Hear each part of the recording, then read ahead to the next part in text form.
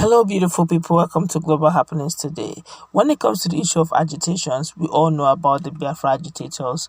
We also know about Oduduwa Republic. But right now, it looks like other ethnic groups haven't looked at the scenarios and the situations they found themselves in Nigeria, have decided to give the Nigerian government, the federal government, two conditions, otherwise they will stand on their own on several issues.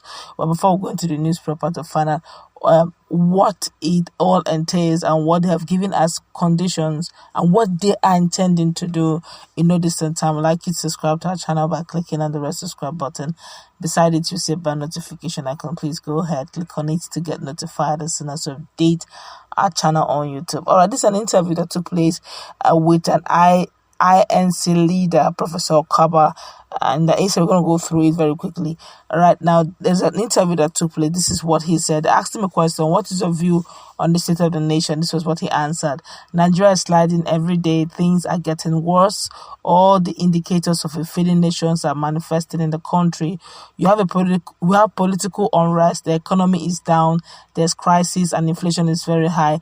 Everything is just sliding down. We have said this severally rather than taking steps to improve. But we have a government that is into propaganda. The state of the nation is worrisome.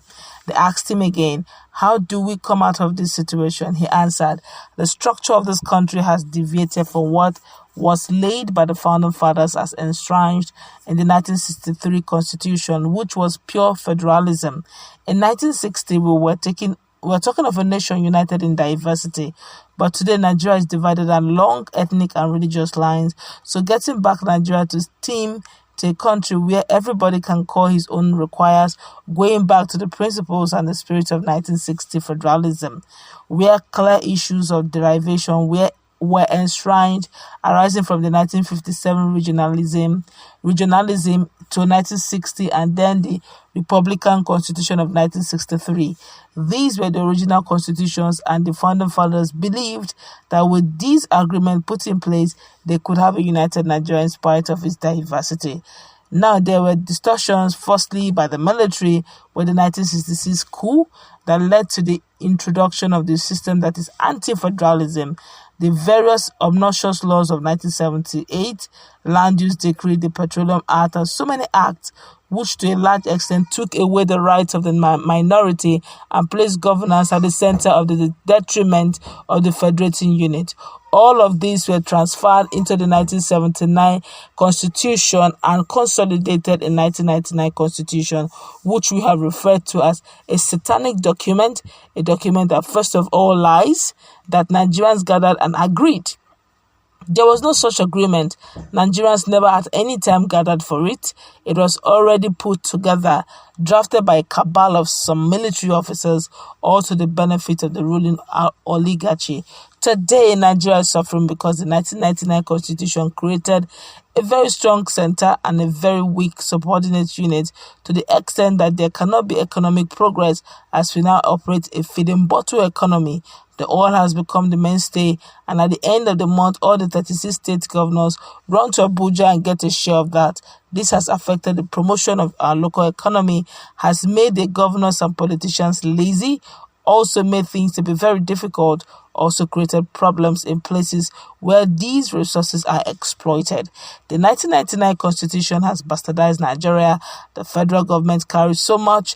If you look at the 64 items loaded by the federal government by law and compare with what is left for state, you will understand the problems. So you have a father who has decided to carry all the burdens that are even beyond him, and doing so because it serves selfish interests and not national interests. Secondly, the system has also led to the emergence of crop of politicians who don't have national interests, whose business is to occupy power for the sake of themselves, and they use power not for development but to promote their personal aggrandizement. So every time it is power for greater power, everybody that was a governor wants to get to Senate. Somebody that was governor wants to be president. Somebody that was a local government chairman believes that next time he has to go to the House of Assembly, not minding his level of performance. Whoever that occupies power wants higher power. No one has voluntarily left power. That is the kind of politicians that we have in this country. We have a system that is so backward. Without having a restructured nation, elections by elections will only bring up leaders that will end up doing the same thing. The 1999 Constitution will make it even impossible for an angel sent from heaven to repair this country, no matter how good you are, because the structure is defective. Take, for instance, a leader coming from the minorities, loaded with the best of ideas, but because he's from the minorities, he's not given a chance because you have a system where some sections enjoy massive majority in the House. So, if the ideas were so perfect, they would be dead on arrival because they won't serve the interests of those other people. Unless you have a system where there is equity, true federal system, where there will be true representation on the basis of ethnic nationalities, so that it is not a matter of coming from the north or west, but every ethnic nationality should have a fair representation. That is the only way we can have mutual respect for ourselves and also attain sustainable development as a country. They asked him another question. You described the 1999 Constitution as satanic, but President Buhari once said it is fair to every section of the country. He gave the example of a small state like Biafra that has the same 3 senatorial zones like Kano. That is very large. They asked him, this is what he said. He should have mentioned the number of local governments in Kano, which is 44, while Biafra has 8. The Constitution says that every state should have a minimum of 10 local government areas. Buhari should be asked whether the distribution of amenities is by local government or by senatorial zones. It is by local government area. When you get to federal accounts, Kano will have 44 portions and Biafra will have 8 portions. That is the reality. I don't want to take that statement seriously or any other statement he has made very strongly either. Then I asked him a question. Is it against these reasons that the Ijaw people said not long ago that they were fed up of being part of Nigeria, that they wanted to opt out? This is what he said. We have said that we don't have a guarantee for peaceful existence as Nigeria is today. We don't have a guarantee that the resources that God has blessed us with can be properly utilized for our benefit. We don't have a guarantee of a peaceful stay on a daily basis. On daily basis, we face laws.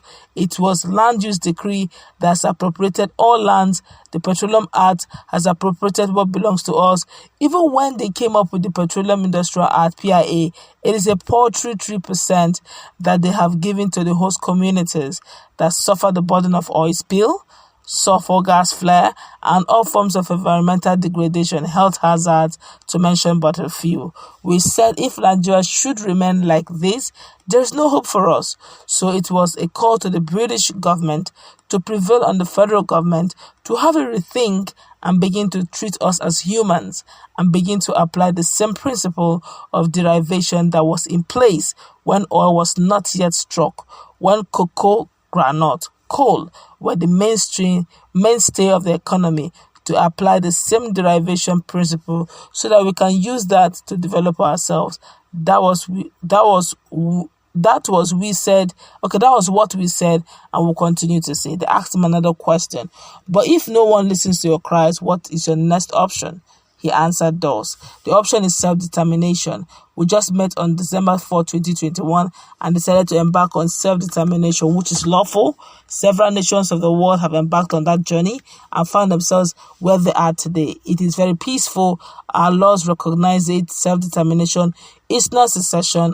United Nations recognizes the right of individuals or group of people to self-determination, and that is what we have resolved to pursue.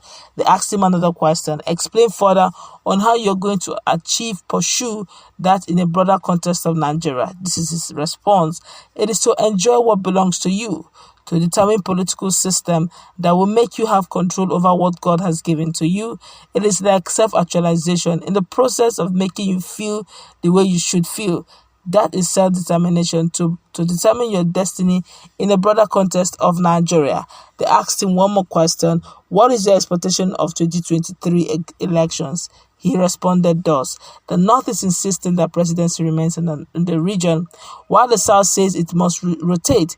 I am not looking at 2023 because it will make no difference whether it is a northerner or a southerner or an easterner.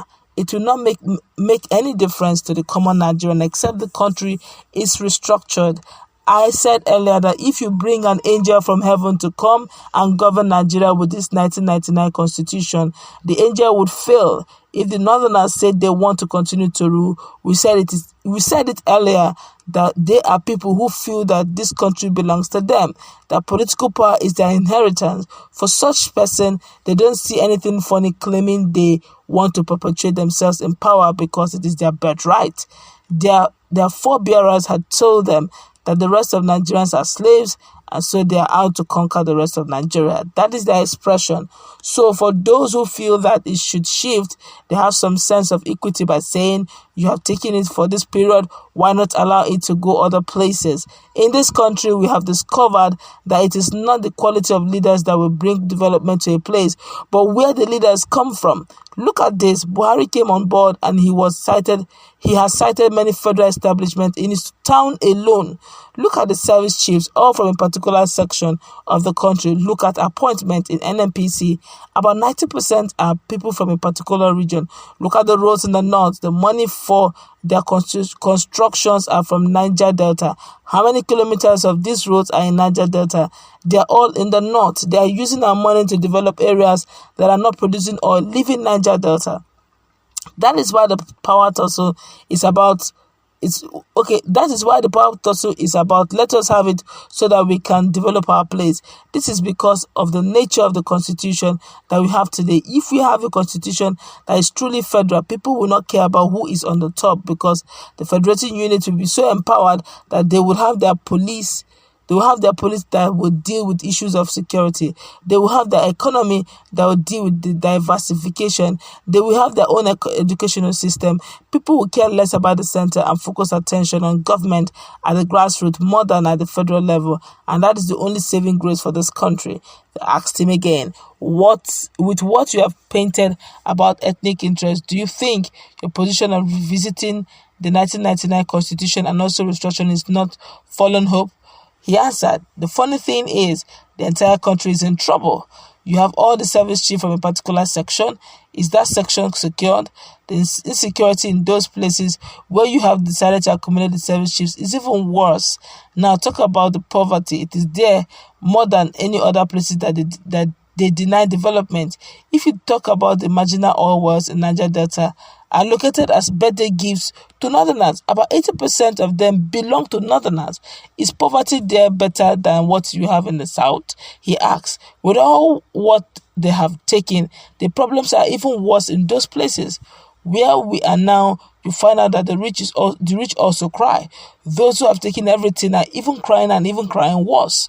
Can you imagine that bandits would go to a president's community and kidnap the traditional ruler in that place when the military chiefs are from that region? What solution has the president given to that problem in that place? It tells you whether you pack everything to one place. It doesn't give you a solution for anything.